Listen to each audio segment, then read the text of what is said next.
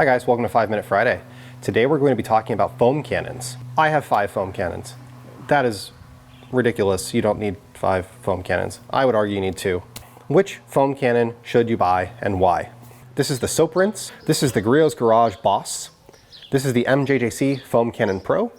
This is the MTM PF22.2 because it has the bigger bottle on it. And then this is the MJJC Foam Cannon S. First off, SoapRinse. This is the cheapest foam cannon that I think you would buy. It's about 25 bucks on Amazon.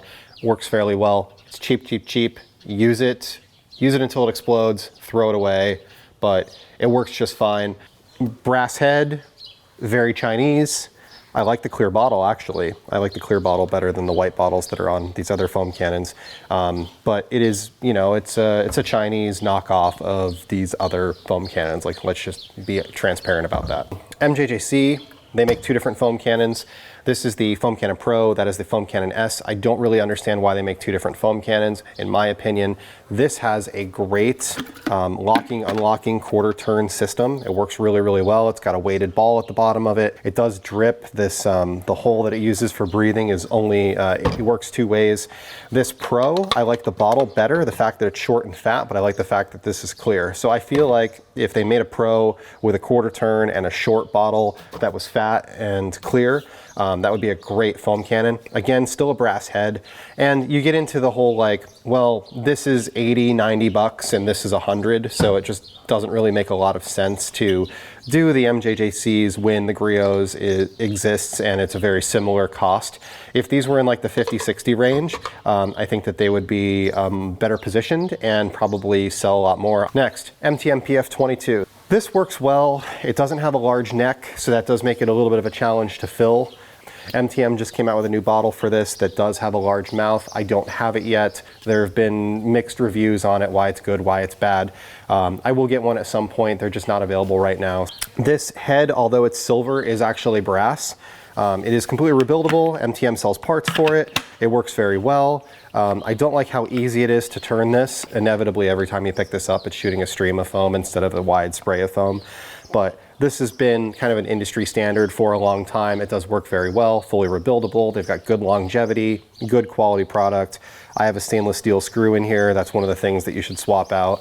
From the factory, they come with an iron screw. If you buy it from Obsessed Garage, it comes with a stainless steel screw and a stainless steel fitting replacement from them directly. Well, if you're gonna spend $80 to $90, which is what all of these are, this one is the best, the Griot's Garage.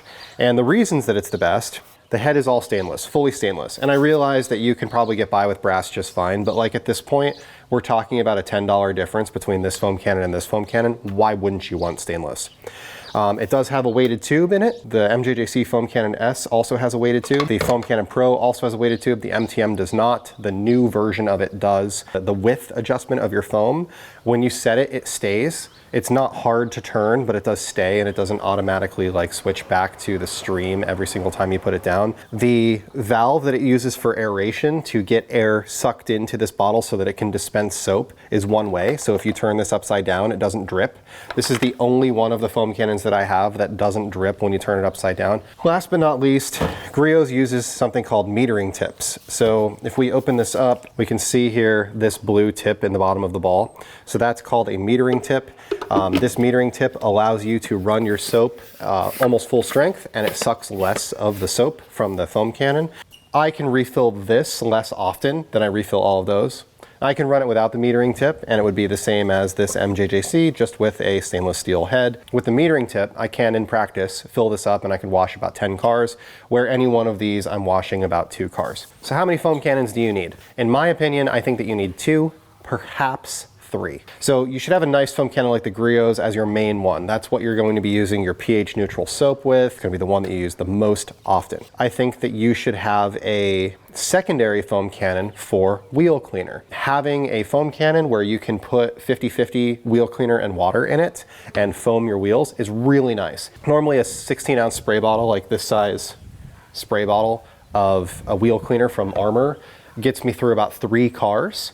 But if I take the bottle of wheel cleaner, fill this halfway, and then fill it the rest of the way with water, and then foam, I can get about 10 cars out of it. So, you know, I'm basically increasing the the usefulness of my wheel cleaner by about 3 times. If you're using a touchless style product as a pre-rinse, you know, something like touchless or SFN with one of these foam cannons can be great. And again, here, all I'm trying to do is not have to like be refilling foam cannons and dumping chemicals in and out in the middle of my wash. I think having 3 is really ideal.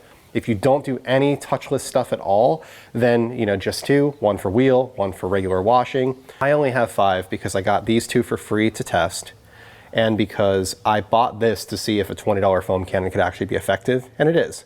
In summary, if you're looking for the best foam cannon, Griot. If you're looking for something cheap that works, SoapRinse. Just note that it's Chinesium, you know? They don't make parts, it's not really rebuildable, it works fairly well, but it just is what it is, and it should be seen as a disposable unit. This guy's gonna work every single day. This one probably won't last nearly as long. In my opinion, if you have the MTM, buy a Griot, take that one down to wheel cleaner. That's what I did.